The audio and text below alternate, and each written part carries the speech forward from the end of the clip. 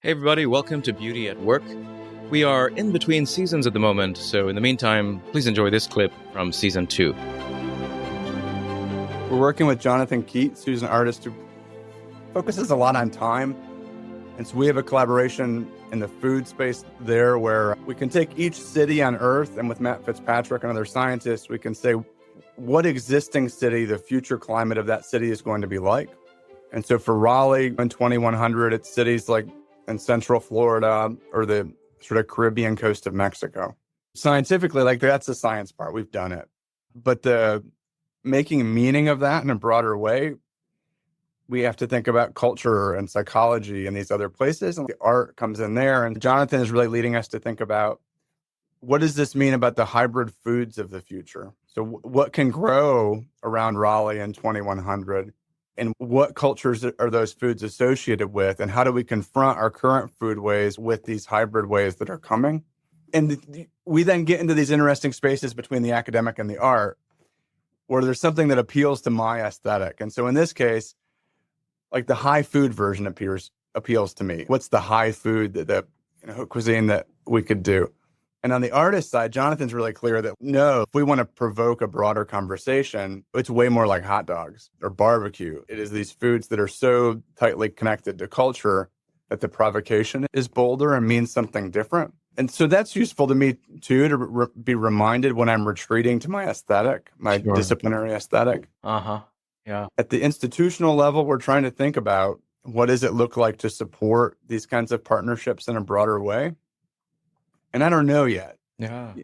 Because they take a special kind of artist and then they take scientific comfort with the uncomfortable things.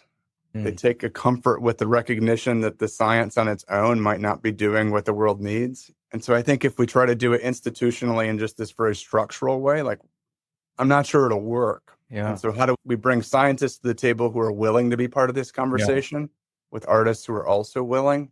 I'm very interested in that question, and I don't know that I have an answer to it yet. Yeah. What is the response from the scientific community, if there's any sort of response to this?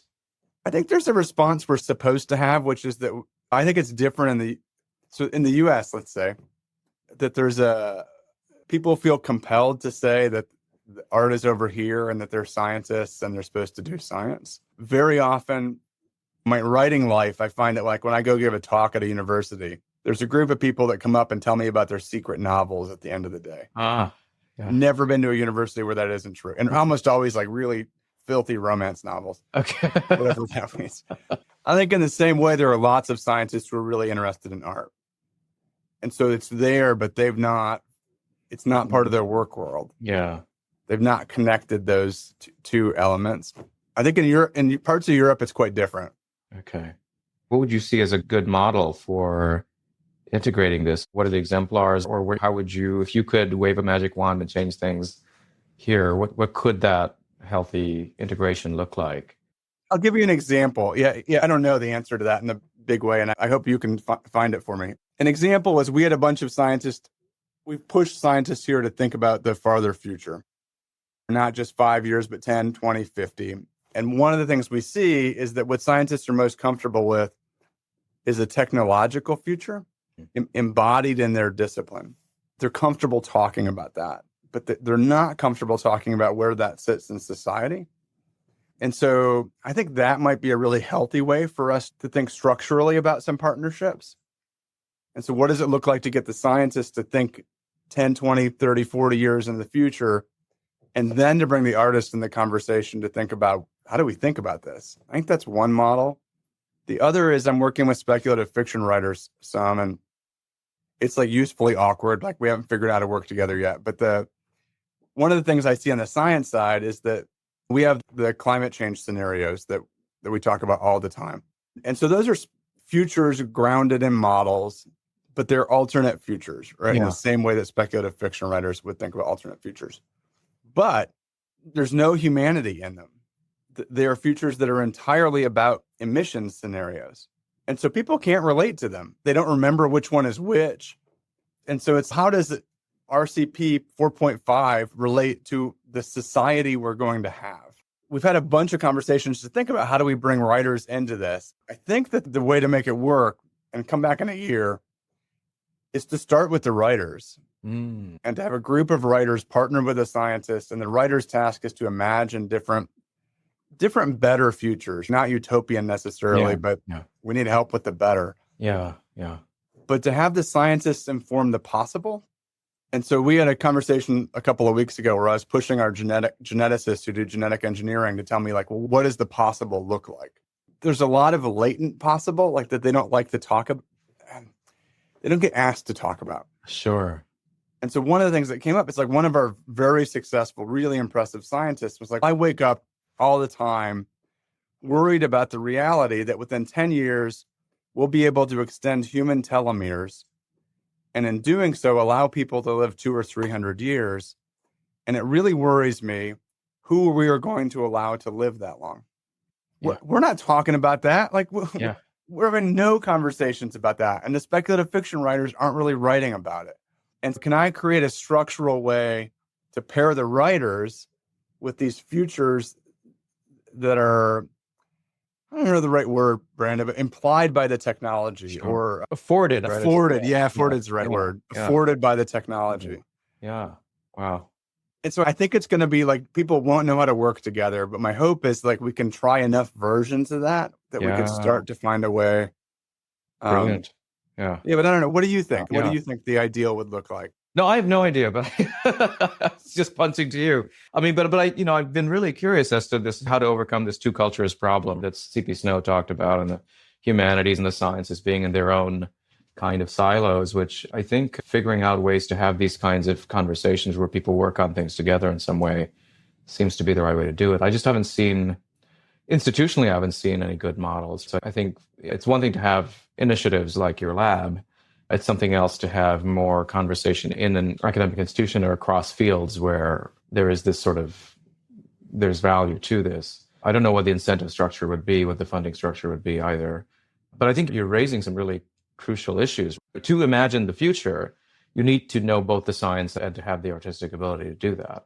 I want to pivot a bit and ask you about a natural history of the future. I was really struck by the incredible resilience that you're showing in the book, the adaptability of nature. And I think at the outset, you have the megaplate experiment, which is, I wouldn't call beautiful in its implications anyway, but perhaps it's good fit for purpose. So it's beautiful in that sense, but certainly a very grotesque, horrifying example. Could you talk about the example, why you started with that and what it means for the argument you're making? Yeah, and I'll say that I think the aesthetic component of that experiment, I mean, it is a science experiment, but the aesthetic is really an important feature of it. Yeah. So I'll describe it visually. It looks a little bit like a Rothko painting, right? So it's a giant petri dish. It's like a meter. And it's filled with agar so bacteria can grow on it. And the agar is in columns. And at the end, the agar is just bacteria, food, and house, right? Like nothing else in it.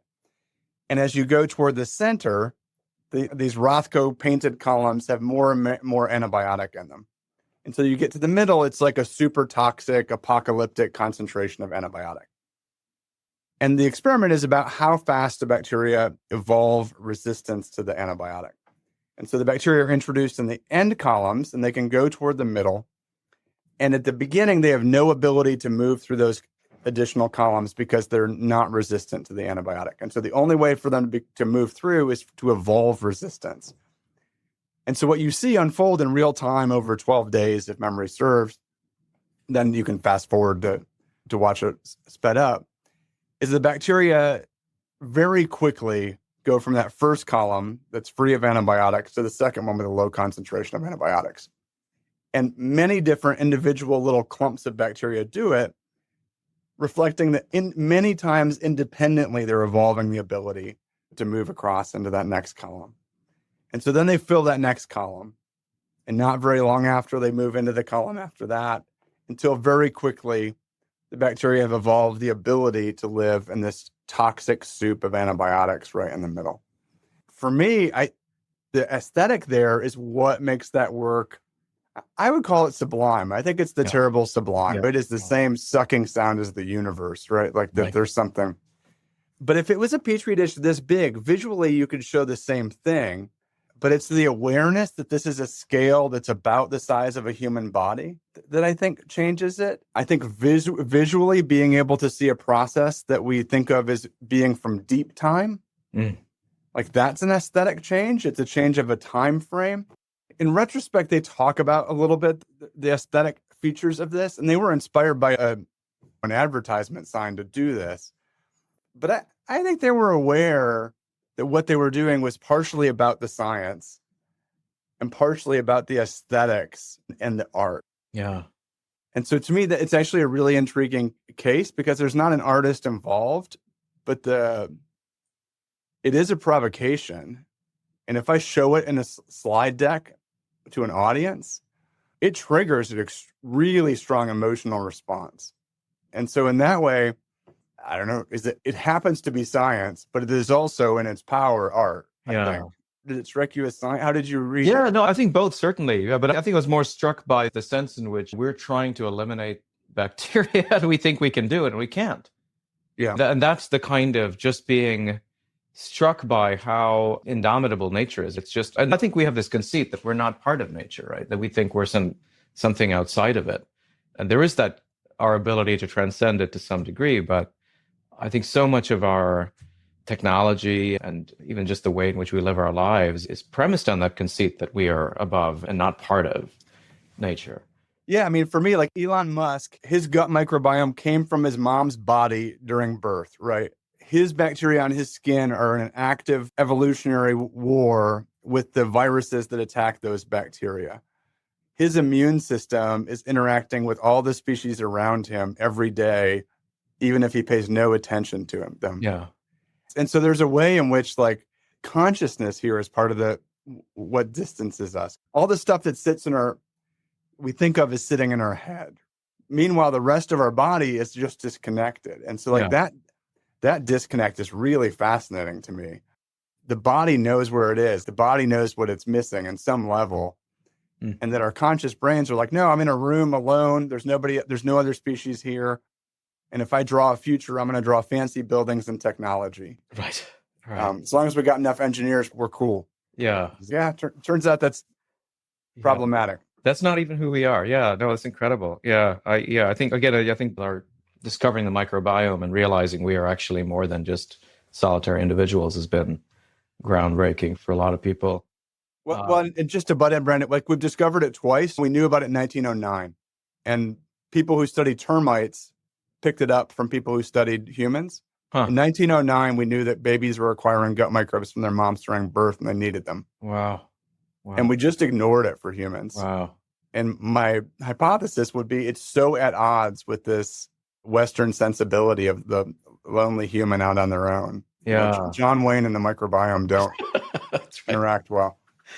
So I want to ask though about that sort of solitary, the illusion that we have. So, one of the things we learned from the scientists we talked to is that most of them see science as essentially the pursuit of what we're calling the beauty of understanding. And so grasping behind patterns and appearances, the hidden order or inner logic of things, right? And that's really the business of science for most of them.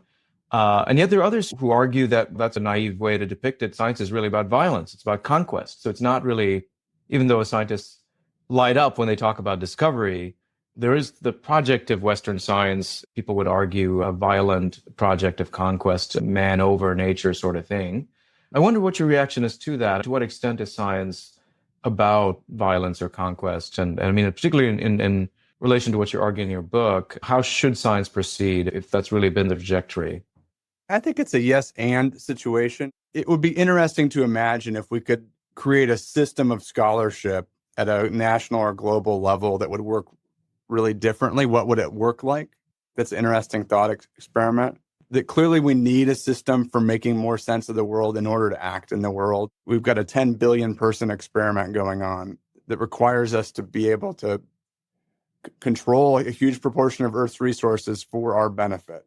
And I don't know another way to do that. I would also say on the positive and negative is too simple, but for lack of a better frame, on the positive side, it is also the science that allows us to see our place, to be reminded of that humility if we're willing to be reminded. And to me, Western science is one of the most powerful reminders of how small we are in the context of the rest of the living world.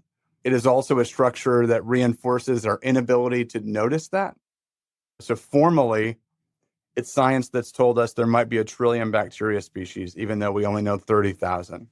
Right now, you're breathing in most of the species you're breathing in, no one's ever named or studied.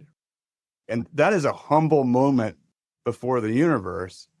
There's no structural element in Western science for humility. Humility is individual, not part of the system. And so I think that's an interesting feature. And then Western science sits atop this history of conquest, this history of religion. Scientists aren't terribly comfortable talking about the colonial parts of science. They're really uncomfortable talking about the fact that the reemergence of Western science in the Renaissance context emerges in a religious context. Even the names we have for parts of the university, like the provost, they're actually the religious names for these entities. The whole scholarly endeavor is connected to that religious endeavor. And to me, there are lots of parts of this that should invite constant revision, but revision in light of how do we take where we are and what we need to do collectively, globally, and imagine a system that has better features. Because I think the wholesale critique, late at night, I can embrace some of the wholesale critique of what we're doing, but in the morning, I'm still going to make a plan. Yeah. And so reconciling those elements, and there's an amazing, I'm going to forget a name right now, but the science and technology scholar at the University of Michigan, first name Shobita, and I'm going to forget Shobita's last name, unfortunately. And she's done great work thinking about how would you reimagine the funding system to make the benefits of science more just. And so I think that's the other thing we can be doing, is that this is not, science is not this, it's not divorceable from the system, from the architecture of funding, from the architecture of who we value and why. And we can change that architecture. And so we can change our funding systems. And what would it look like to fund science in a way that made more sense? And I think that can be with regard to justice, with regard to equity, but it can also be with regard to being better at making discoveries. And so I think there's room for all those kinds of intervention. Yeah. So I don't think there's a simple answer to that frame, but I think it's useful to be reminded that the same thing can be in search of beauty and connected to horror. Yeah. Beauty at Work is brought to you by Templeton Religion Trust. If you enjoyed this clip, go check out the full episode. And please take a moment to subscribe and leave us a review. It really helps get the word out about the show. Thanks, and see you next time.